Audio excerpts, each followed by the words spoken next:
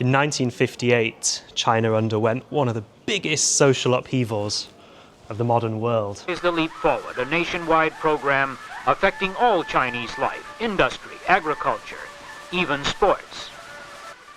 Plow deep to bury the American aggressor is the slogan.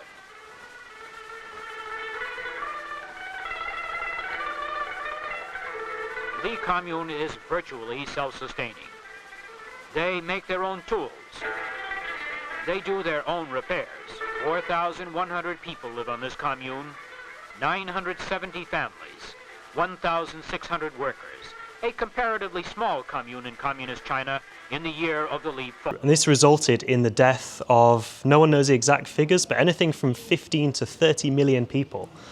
Because what happened is once everyone was put into these communes, and it was a completely planned economy, all of the food and everything was grown according to quotas. Local officials were all under pressure to meet those quotas, and quite often they would exaggerate the yields of their harvests.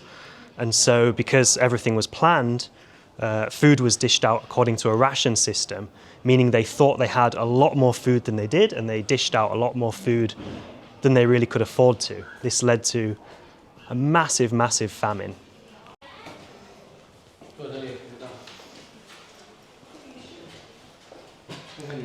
This is where the committees would have decided everything for the commune, right?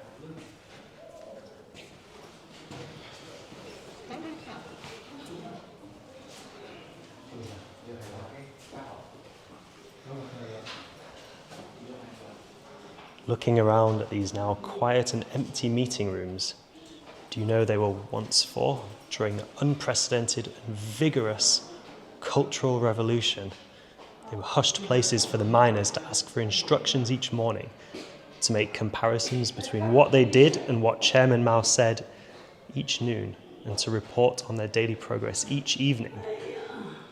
Now you get to know how disastrous that havoc really was. I was not reading that expecting the last sentence to say that. No, above that you've got Marx, Engels, Lenin, Stalin, and Mao. So pretty much you would have to sit here in front of Mao, confess your crimes against the proletariat if you didn't have the correct thinking or whatever.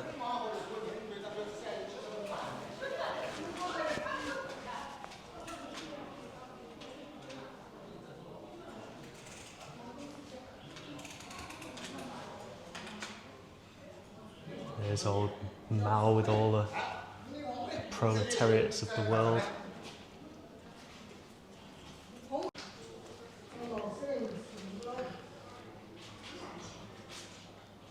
There you go, long live the great proletariat cultural revolution.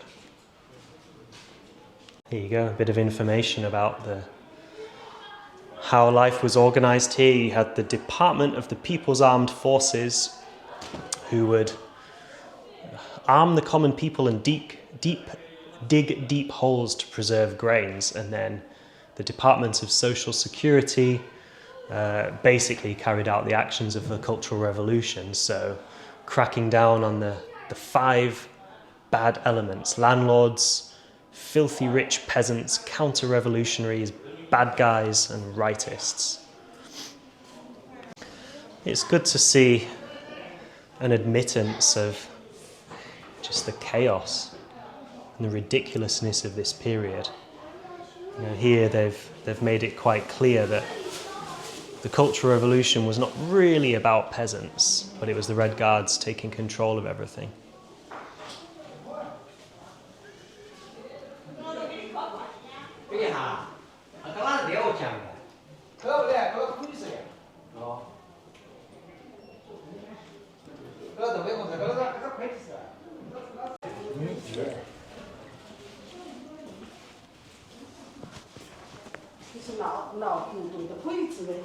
As you can see, every aspect of life was controlled by the commune.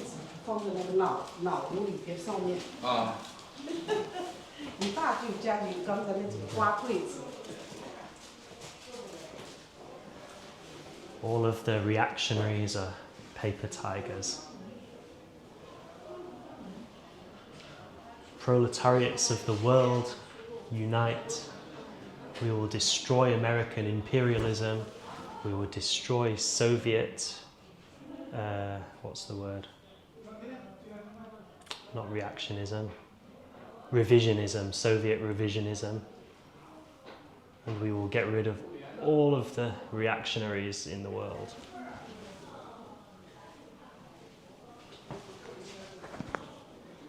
Here's all the proletariats of the world standing up against America. And you can see the sign that one of them's holding in English at the back there, down with US imperialism.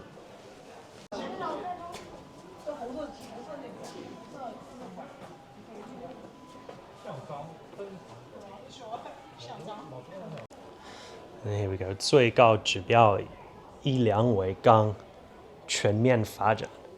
The highest goal, or the highest target, is to have grain like steel and to completely develop.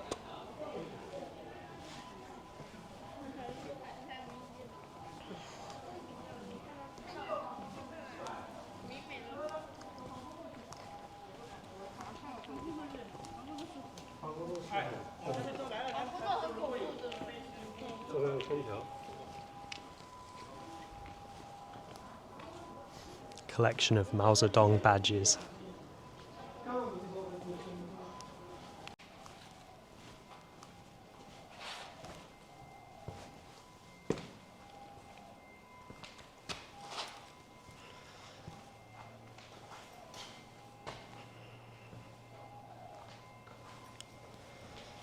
So back in those days, pretty much everybody had to wear one of these badges, much like you see in North Korea today.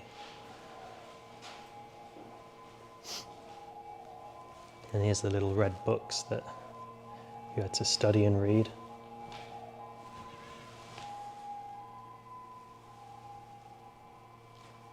Classroom or something this side.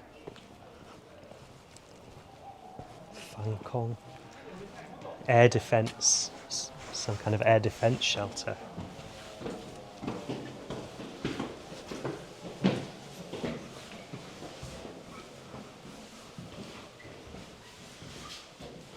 It's an air defense shelter, look.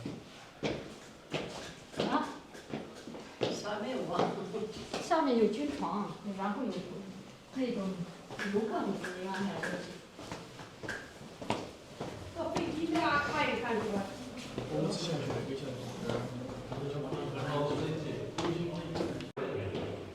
These are all the supplies and stuff.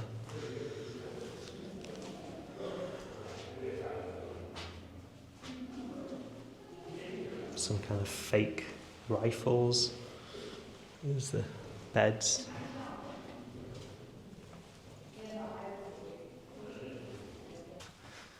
You know, in the Mao years was this constant idea that there's an enemy that's going to invade and attack, and so you've always got to be ready to defend the homeland, whether it's, I don't know, the Americans, the Japanese, maybe the KMT were going to try and take the land back. The Soviets, once China and the Soviet Union fell out with each other. But people were living under this constant fear of invasion. Again, pretty much identical to what North Korea's like today. Look at this.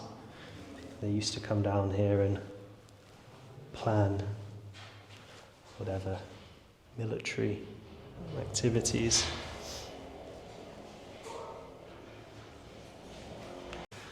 Prepare for war, prepare for chaos, all for the people.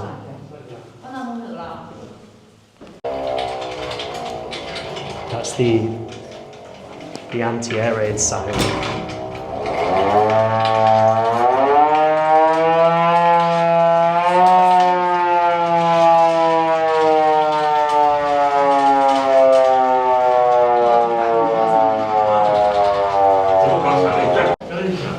摇得越快越像。挖情报这个不用练真好。这个是不是也是这个敲的说不定。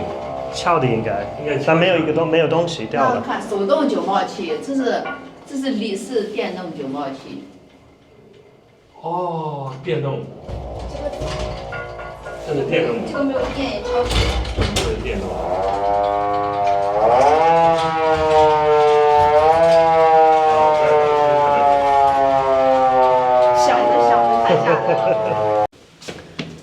It's fascinating how similar and yet how different it is from back when I was in Jinmen and I was in these tunnels that were underground there for the KMT forces, you know, the exact enemies of these guys, and they were living, you know, those KMT soldiers were living in these underground tunnels exactly the same as this, you know, hiding from communist attacks.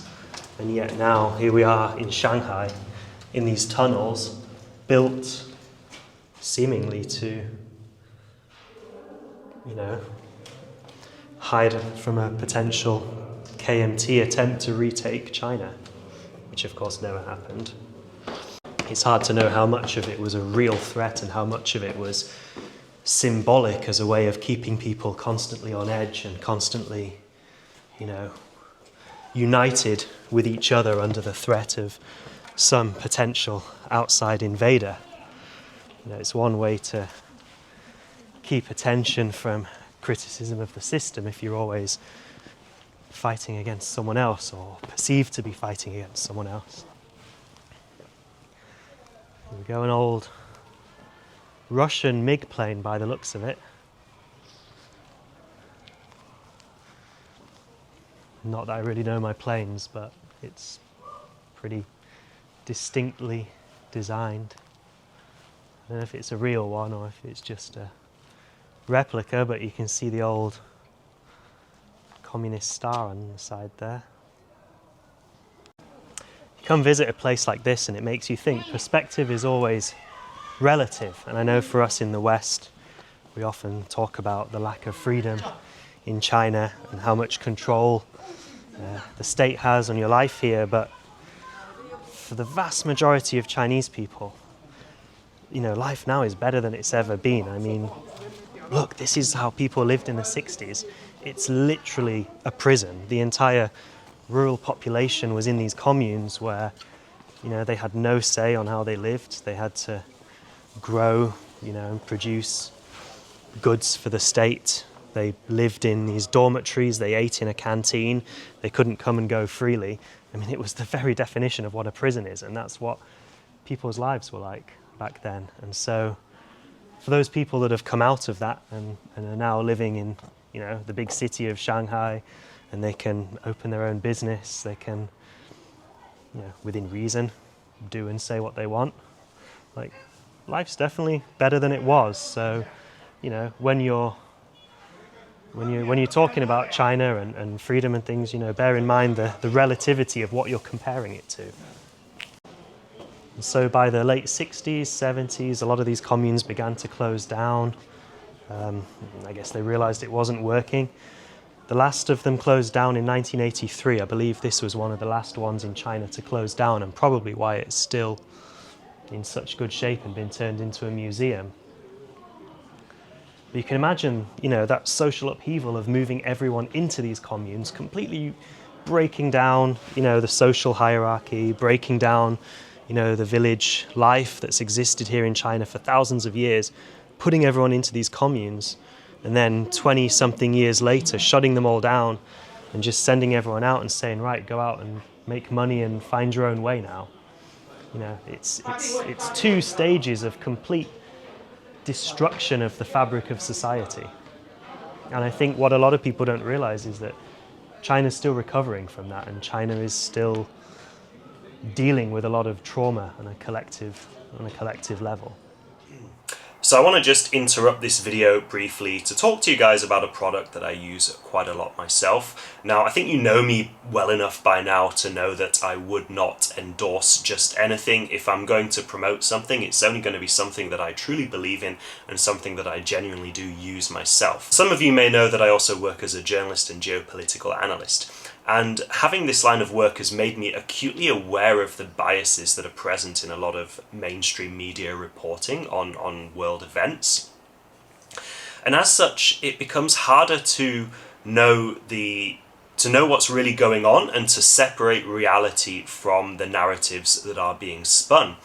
And so one of the products that I use to get around that is something called Ground News. Ground News is an app and website that combines news from around the world in one place so you can compare coverage.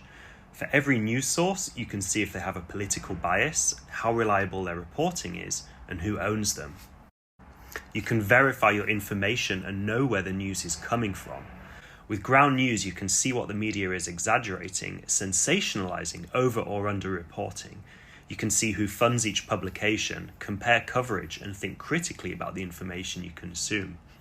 Go to check.ground.news/monkeystealspeach to check it out now.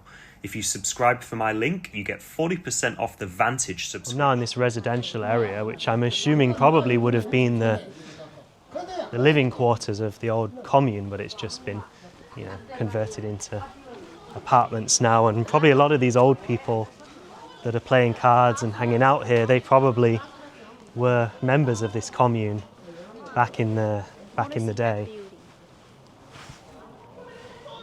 Yeah, that's the wall of the commune. No, that building. And that behind would be some old factory, probably where whatever they were making. But these are all the apartments. Yeah. And then you can see behind me all these exercise machines and places for people to hang up their clothes. Life is still quite communal. And so, you know, this has also made me think about something, which is, you know, that being a foreigner here in China, people often stare at you. There's not much of a sense of privacy. You know, people just get up in your business and they don't really think twice about it. And, you know, as a foreigner, it can be quite uncomfortable and it can be quite frustrating. And, you know, just yesterday, I kind of had a go at this guy for just standing and staring at me in the street. And you just, you know, you come to this old commune like this and it makes you think, you know, these people, they had no concept of privacy growing up because every part of their life was part of a collective. They had no sense of private property. I mean, you know, compare this to America where, you know, private property and you know, ownership of property is viewed as a God-given right, and, you know, you can even shoot someone who comes onto your property uninvited. Here, everything from the top to the bottom was collective. And so when people see something looking strange or different, a foreigner or someone, you know, doing something unusual, they'll just go and stare because they have no concept of that's your personal space, that's your area, you know, that you should have the right to, you know, be able to have some discretion in what you in your, you know, everyday life. That's how they lived. Anyway, this is certainly a very different side of Shanghai to the skyline and the Bund and the old Shukumen lanes that were built in the foreign concessions. So we just stumbled upon this whole derelict place here with a very austere security guard staring at me. I'm assuming that this would have all been the factory part of the old commune. Now it's just some derelict buildings and a car park, but it's you can see on the wall there Tangku Zhongdi, the warehouse, and then Lots of big slogans, but they don't say anything exciting. 禁止吸烟, no smoking. So obviously that was something sort of flammable in that old factory there. And if I flip the camera around, there's another one. This also says no smoking. Big faded writing on it. And let's have a look. Yep, completely abandoned. This, I'm assuming, would have been the Commune's factory for whatever they were producing here. Now it's just a place to store the displays for the tourists in the little old town in front. I think if we try and look up at the roof, sometimes you can see traces of old Cultural Revolution slogans in these kind of buildings. You can see there are some black, you can make out some black writing up there, try and sort of point to it, but it's pretty much impossible to tell what it says, but I feel like that was probably some sort of slogan up there. Something probably along this side as well.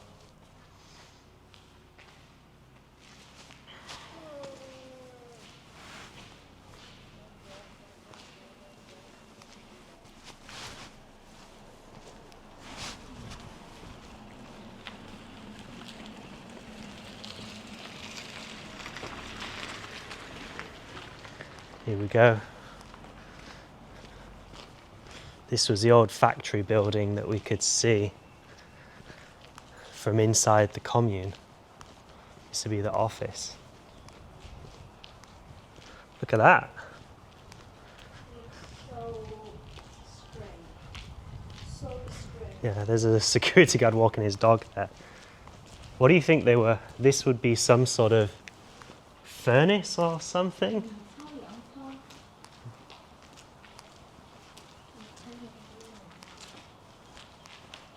Ah, look, you can see inside, yeah. Probably the grain storage for the...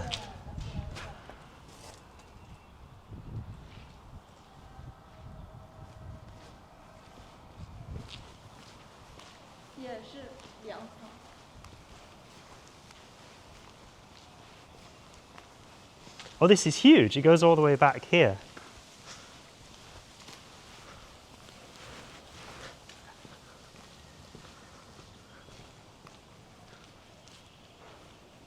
Wow, look. All back here, there's the collapsed remains of the backside of the factory. Look at it. It's all just...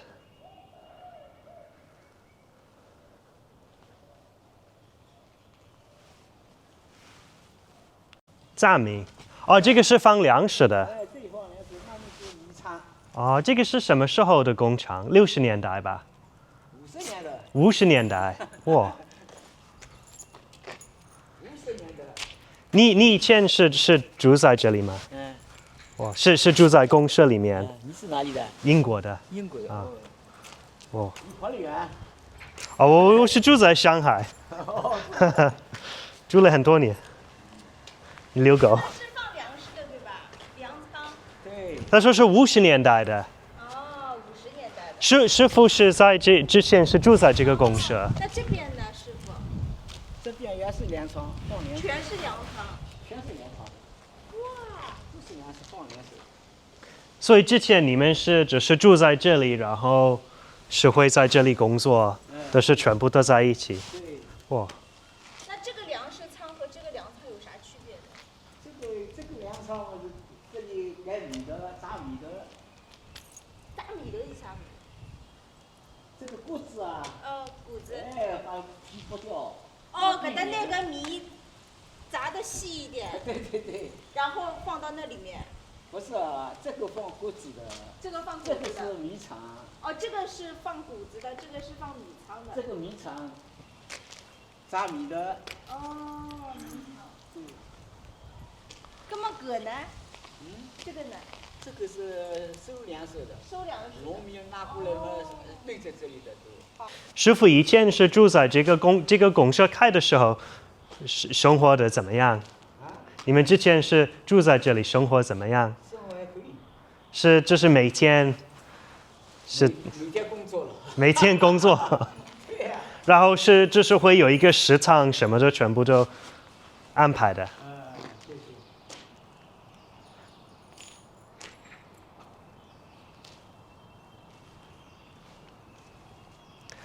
I think I'm trying to ask him a little bit about what life was like here, but it's obviously difficult given the sensitivity around this stuff. So, you can kind of, I don't want to pry too hard, so try and ask him some pretty innocent questions, but he seems happy to chat, but doesn't seem to want to open up about much more. It's probably a conversation best had over copious amounts of alcohol, but I don't think that's going to be happening today. So that was an old Cultural Revolution, Great Leap Forward era people's commune. One of a few still surviving here in China that have been turned into a museum. And it's in a really beautiful old canal town. It's right in the middle of Fengjing, Guzhen. Fengjing is one of these typical Jiangnan region canal towns that dates back to, I don't know, the Song or the Ming dynasty or something. I'm walking through one of the back streets of it now, which is really quite a beautiful place. I was thinking afterwards, after we went to the commune, to walk around and show you this old town, but unfortunately, aside from this one little street that I've found that's really quiet, it's absolutely packed along the waterfront and everything. So there was really nothing to see. It's a public holiday today, so the tourists are out in force. But anyway, the purpose of this video really was I wanted to visit one of these old communes. I wanted to get a glimpse into what life was like, in the 50s and the 60s, that period that a lot of the old martial art teachers that, ones that I've trained with, ones that I've interviewed on the channel, the period that they went through and the life that they lived. I mean, if they're in the city, they weren't necessarily in a commune directly, but still it's a pretty strong glimpse of what that era was like and the hardships that people went through, the utter control that the state had over their lives, and what they've gone through and how they've come out the other side to living the life they live now. And I just can't get over what a huge tragedy it is that so much of the trauma, the pain, the suffering that people went through in that period has really just been glossed over as a small kind of stain on the history of China. It's really something that's just not addressed here. And so as a final thought, I just want to say that you shouldn't forget history, the lessons to be learnt from the suffering of the people that came before us, hopefully can help us to avoid making the same mistakes again.